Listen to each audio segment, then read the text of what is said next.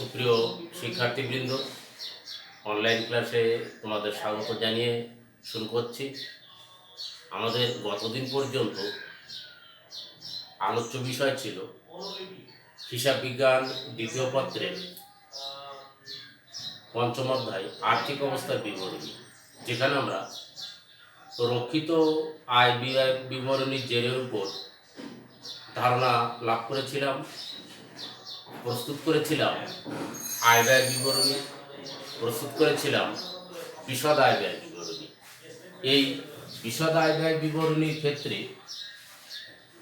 আমরা একটা নতুন বিষয় লক্ষ্য করেছিলাম, সেটা হচ্ছে কি রেওয়া মিলে দেওয়া থাকছে আয়কর সঞ্চিতি। রেওয়া মিলে আয়কর সঞ্চিতি দেওয়া থাকলে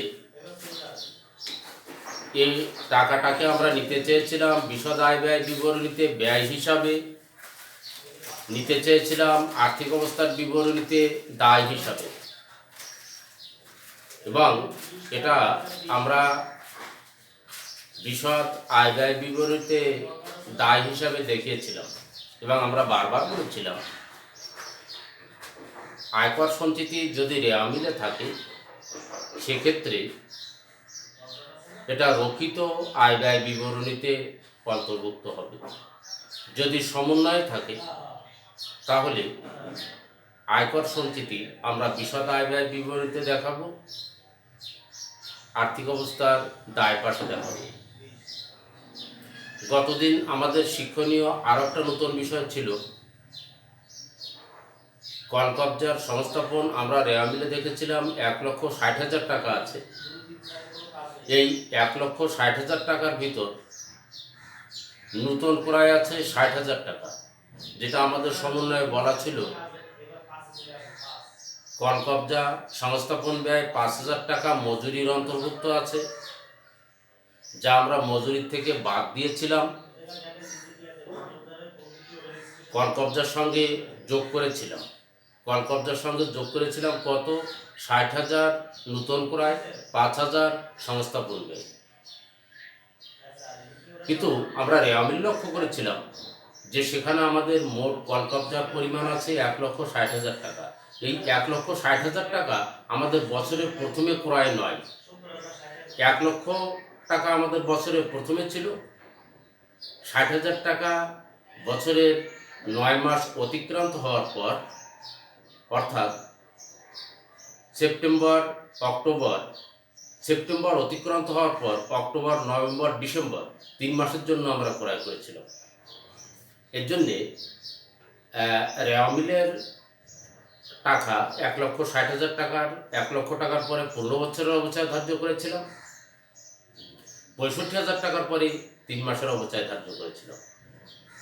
ওখানে আমাদের পুরাতন শেখা জিনিস, নতুন আরেকটা সমন্বয় ছিল। প্রাপ্য হিসাবে 3,000 টাকা আদায়যোগ্য নয়, অবশিষ্ট প্রাপ্য হিসাবের উপর নির্দিষ্ট হারে অবচয় সঞ্চিতি ধার্য করতে হবে, যেখানে আমাদের আয় ব্যয়, বিশদ আয় ব্যয়, রক্ষিত আয় ব্যয় বিবরণী শেষ হয়। তোমাদের সবার কাছে উদ্দীপকটা আছে। আমরা গত ক্লাসে বলেছিলাম যে আমরা নেক্সট ডেতে, পরবর্তী ক্লাসে আর্থিক অবস্থার বিবরণীটা শেষ করব। আমি এটা তোমাদের এক্ষুনি বা একটু পরেই তোমাদের দেখাবো। তার আগেই আমরা কিছু গুরুত্বপূর্ণ বিষয় আলোচনা করে দিচ্ছি। আমরা অনেক ক্ষেত্রে আমি দেখি অনুপার্জিত আয়। এই অনুপার্জিত আয়টা বলতে বোঝায় আমি অগ্রিম যে আয় গ্রহণ করেছি, এমন ধরনের আয়কে অনুপার্জিত আয় বলে। অর্থাৎ অগ্রিম গ্রহণ, যখন এটার মেয়াদ উত্তীর্ণ হয়ে যায় তখন এটা আমাদের আয়ে পরিণত হয় এবং আমরা সেক্ষেত্রে সেটাকে আয় হিসাবে দেখাই, কিন্তু অনুপার্জিত অংশটাকে আমাদের দায় হিসাবে দেখাতে হয়। এই উদ্দীপকে রেওয়া মিলে আমাদের ছিল শেয়ার মূলধনের উপর লভ্যাংশ ঘোষণা করো। শেয়ার মূলধনের উপরে নির্দিষ্ট হারে লভ্যাংশ ঘোষণা করার কথা ছিল। আমরা শেয়ার মূলধনের উপরে নির্দিষ্ট হারে লভ্যাংশ ঘোষণা করেছি এবং ৮০,০০০ টাকা সেখানে লভ্যাংশ আমরা পেয়েছিলাম। রক্ষিত আয় ব্যয় বিবরণীতে সেটা আমাদের প্রদর্শিত হয়েছে। রক্ষিত আয় ব্যয় বিবরণীর যে হিসাবে দেখো আমাদের গ নম্বরে দেওয়া ছিল, গ নম্বরে দেওয়া ছিল গ নম্বরে দেওয়া ছিল রক্ষিত আয় বিবরণীর যে ৯,৫২৫ টাকা ধরে আর্থিক অবস্থার বিবরণী প্রস্তুত করো। আমরা যদি লক্ষ্য করি হোয়াইট বোর্ডে, তাহলে জিনিসটা আমাদের কাছে আরও বেশি পরিষ্কার হয়ে যাবে। তোমরা লক্ষ্য করো হোয়াইট বোর্ডে, তোমরা হোয়াইট বোর্ডে দেখতে পাচ্ছ যেখানে প্রথমে আমাদের আছে শেয়ার মূলধন। শেয়ার মূলধন বলে টাকা আছে ৪ লক্ষ টাকা। সঞ্চিতি তহবিল রেওয়ামিলে যে টাকাটা দেওয়া আছে সেটা ৩০,০০০। সঞ্চিতি তহবিলে স্থানান্তরের কথা ছিল ১০,০০০। সেই নতুন সঞ্চিতি হিসাবে আমরা আরও ১০,০০০ টাকা দেখিয়ে মোট ৪০,০০০ টাকা করলাম। আমাদের গ নম্বরে রক্ষিত আয় যে করতে বলেছে ৯,৫২৫ টাকা। আয়কর সঞ্চিতি তহবিলে স্থানান্তর করার কথা ছিল, যদিও ওখানে শব্দটা ছিল আয়কর সঞ্চিতির ভবিষ্যৎ ব্যবস্থা হিসাবে। আয়কর সঞ্চিতির ভবিষ্যৎ ব্যবস্থা হিসাবে ৫,০০০ টাকা রাখতে হবে, সেটা আমরা রাখলাম। আমাদের ছিল রেওয়ামিলের ক্রেডিট দিকে দেখো অনুপার্জিত ভাড়া ২৪,০০০, যেখানে আমাদের রেওয়ামিলে সমন্বয়ে বলা আছে অনুপার্জিত ভাড়ার ১/৩ অংশ অর্জিত হয়েছে, যেটাকে আমরা আয় হিসাবে বিশদ আয় ব্যয় বিবরণীতে দেখিয়েছিলাম। ২৪,০০০ গুণ ১/৩ টাকা ৮,০০০ ছিল, অর্থাৎ আমাদের ৮,০০০ টাকা অর্জিত হয়েছে। আমাদের এখনো পর্যন্ত দায় হিসাবে থেকে গেছে ১৬,০০০ টাকা। আমাদের রেওয়ামিলের যে ভাড়া ছিল সেই ভাড়ার ক্ষেত্রে বলা ছিল বকেয়ার কথা, অর্থাৎ বকেয়া নির্দেশ দেওয়া ছিল, যে জন্য আমাদের বকেয়া ভাড়ার পরিমাণ হলো ১০,৫০০ টাকা। প্রস্তাবিত লভ্যাংশ ৮০,০০০ টাকার কথা আমি একটু আগেই আলোচনা করেছি। পাওনাদারের পরিমাণ ৬২,০০০ টাকা দেওয়া আছে। মোট মিলিয়ে টাকার পরিমাণ হলো ৬,২৩,০২৫ টাকা মাত্র। তোমরা হোয়াইট বোর্ড থেকে একটু দ্রুত তুলে নাও, কারণ আমি ধরে নিচ্ছি যে আমার বলার সাথে সাথে হয়তো তোমরা অনেকেই তুলে নিতে পারোনি। তোমরা একটা তুলে নাও।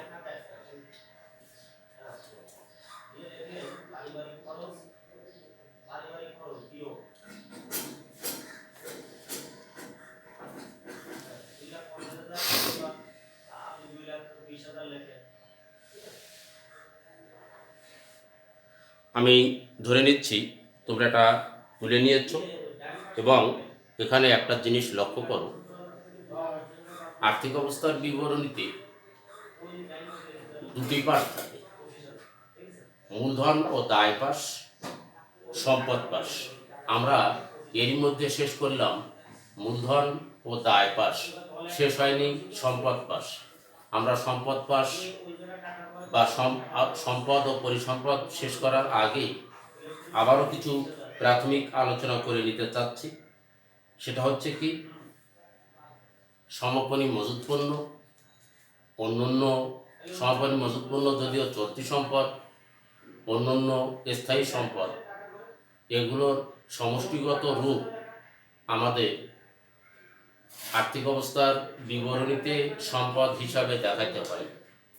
আমরা এখন সম্পদের দিকটা আলোচনা করলে কী ধরনের ফলাফল পেতে পারি।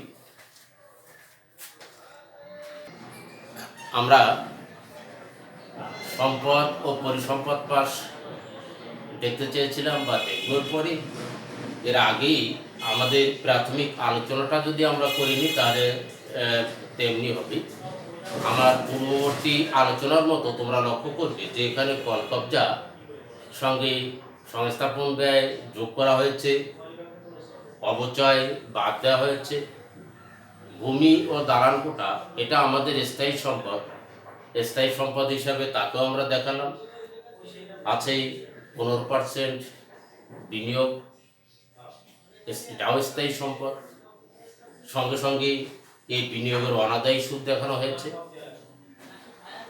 প্রাপ্য হিসাব থেকে অনাদায়ী দেনা বাদ দেওয়া হয়েছে 3,000 টাকা, নূতন সঞ্চিতি বাদ দেওয়া হয়েছে 3,600 টাকা, সমাপনী মজুত পণ্য সরাসরি দেখানো হয়েছে 75,000 টাকা।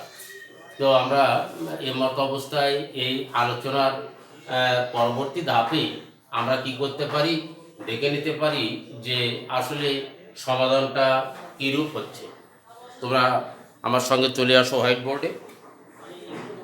তোমরা হোয়াইট বোর্ডে আবারও লক্ষ্য করছো, এখানে আমাদের প্রথমত দেওয়া আছে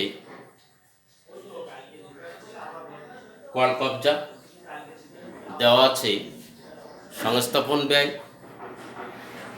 অর্থাৎ যোগ করে দেওয়া আছে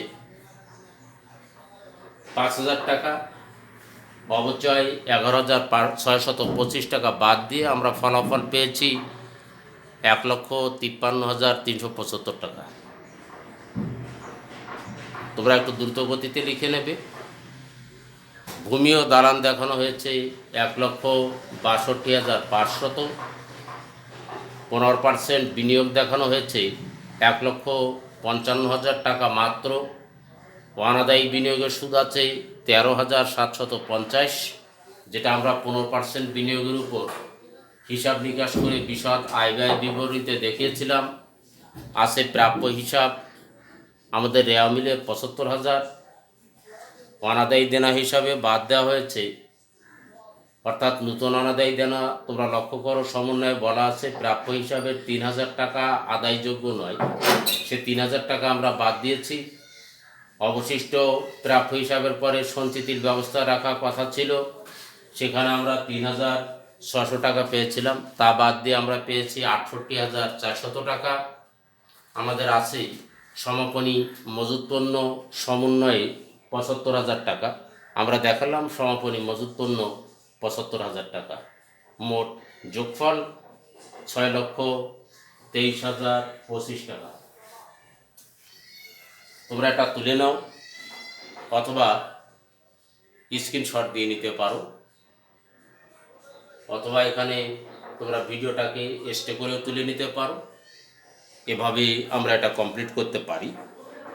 তো এই আর কি, এর মধ্যে দিয়ে আমরা বলতে পারি আমাদের যে উদ্দীপকটা ছিল এটার সমাধান কার্য এখানে শেষ হলো।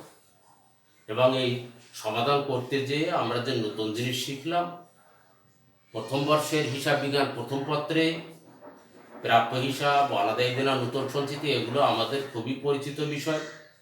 কল কবজার সঙ্গে সংস্থাপন ব্যয়, অবচয় বাদ, এটাও আমাদের পুরাতন বিষয়। আমাদের এই অঙ্কটার থেকে নূতন শেখা ছিল আয়কর সঞ্চিতি, নূতন শেখা ছিল ঘোষিত লভ্যাংশ, নূতন শেখা ছিল অনুপার্জিত সেবায়। যদিও এটা আমরা আগে শিখেছি, তারপর আমি এটা নতুন শেখা বলছি এই জন্যে যে আমরা এটা নতুন করে একটু চর্চা করে নিলাম বা ঝালাই করে নিলাম, এজন্য এটাকে আমরা নতুন বলছি। তাই তোমরা আগামী ক্লাসের জন্য সবাই প্রস্তুত থাকবে। আমরা আগামী ক্লাসে আরেকটি নতুন উদ্দীপকের আলোকে নতুন সমস্যা উদ্ভাবনে তা শেখার চেষ্টা করব এবং নতুন উদ্দীপকের সমস্যার সমাধান করার চেষ্টা করব। তোমরা সবাই ভালো থাকো, সুস্থ থাকো। এখানে বিদায় নিচ্ছি, আমি মোহন বিশ্বাস।